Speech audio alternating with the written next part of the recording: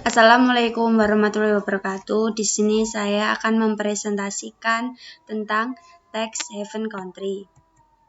Perkenalkan, nama saya Novita Anggraini, NIM 2019 SA111, kelas SA3A1, Prodi S1 Akuntansi dengan dosen pengampu Muhammad Gunawan Setiadi, SSI MSI. Pertama, pengertian tax haven country adalah kebijakan pajak suatu negara yang dengan sengaja memberikan fasilitas pajak berupa penetapan tarif pajak yang rendah atau bahkan tidak mengenakan pajak sama sekali.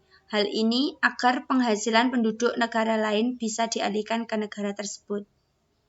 Selanjutnya, ciri-ciri tax haven country. Ada 4. Yang pertama, tidak ada pajak, kalaupun ada nilainya sangat kecil. Kedua, tidak ada transparansi. Ketiga, tidak ada kewajiban untuk adanya aktivitas secara substansial. Yang terakhir, memiliki ketentuan dan praktek administrasi yang menghambat pertukaran informasi dengan negara lain terkait wajib pajak yang mendapatkan keuntungan dari tidak adanya pengenaan pajak.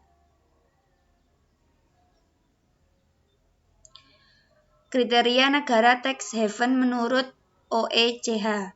Yang pertama, suatu negara ingin menjadi negara tax haven karena alasan-alasan tertentu, yaitu mereka beranggapan bahwa tidak perlu membebankan pajak terlalu tinggi untuk memenuhi penerimaan target negara. Yang kedua, tidak adanya transparansi dalam negara tax haven ini. Yang selanjutnya, keberadaan negara tax haven ini dapat menarik konglomerat di dalam negeri untuk mendiamkan uang mereka di negara-negara tax haven tersebut, agar terhindar dari biaya pajak yang tinggi dari negara-negara asal mereka. Yang terakhir, pajak yang sangat rendah, bahkan tidak ada pajak dan menyediakan diri sebagai tempat pelarian bagi warga asing yang menghindari pajak. Sejak kapan tax haven ada? Tax haven lahir sebagai konsekuensi meningkatnya tarif pajak. Istilah ini pertama kali muncul di majalah The Times 17 Mei 1894. Ketika banyak wajib pajak di Inggris memindahkan kekayaannya untuk menghindari pajak. Pasca Perang Dunia I, kebutuhan biaya akibat kehancuran ekonomi pasca perang mendorong negara-negara untuk menaikkan tarif pajak agar pendapatan negara meningkat. Tarif pajak pada tahun 1924 bahkan mencapai 72%. Sejak saat itulah tax haven lahir dan 3 kota di Swiss, Geneva, Zurich, dan Basel, menjadi pusat penghindaran pajak yang aman. Pada kurun 1930-an, pemungutan pajak yang semakin agresif mendorong lahirnya tax haven baru. Ketika Roosevelt berkuasa, para pengusaha di AS menggunakan Bahamas sebagai tempat penyembunyian penghasilan.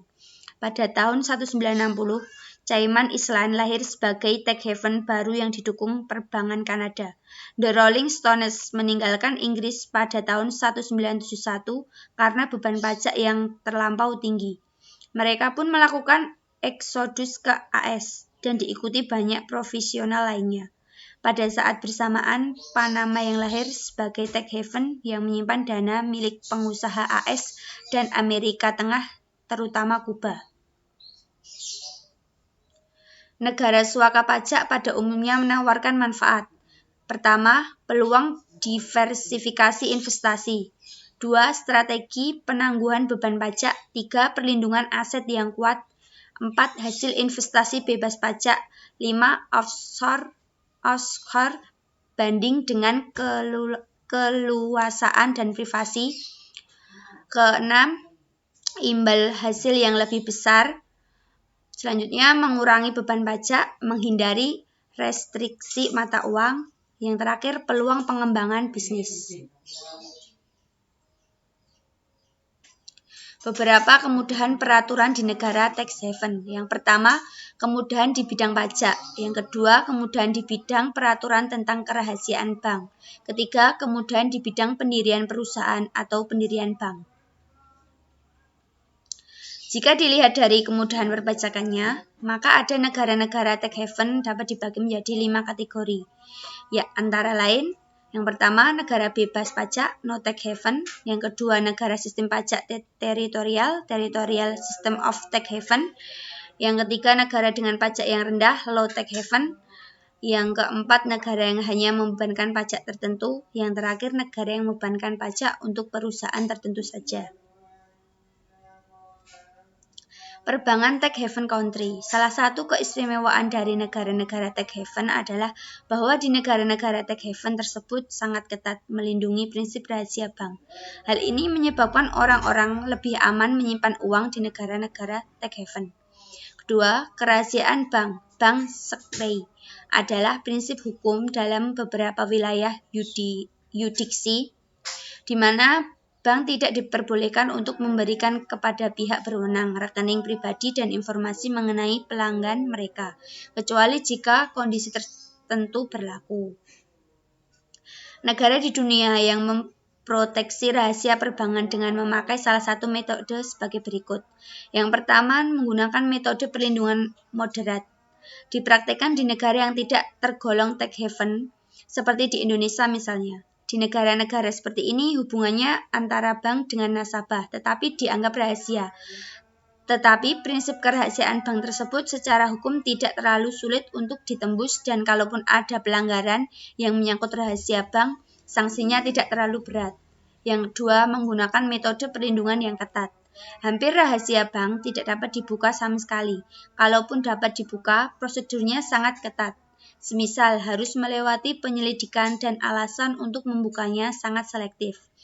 Alasan yang sering digunakan untuk membuka rahasia bank adalah jika uang yang disimpan dalam bank tersebut merupakan hasil dari tindak pidana, misalnya tindak pidana korupsi. Selanjutnya, perspektif hukum Indonesia terhadap negara tax haven. Di Indonesia dan Undang-Undang tentang Ketentuan Umum Tata Cara Perpajakan, Undang-Undang KUP tentang telah dinyatakan bahwa pajak merupakan salah satu sarana dari hak tiap wajib pajak untuk berpartisipasi dalam penyelenggaraan negara dan pembangunan.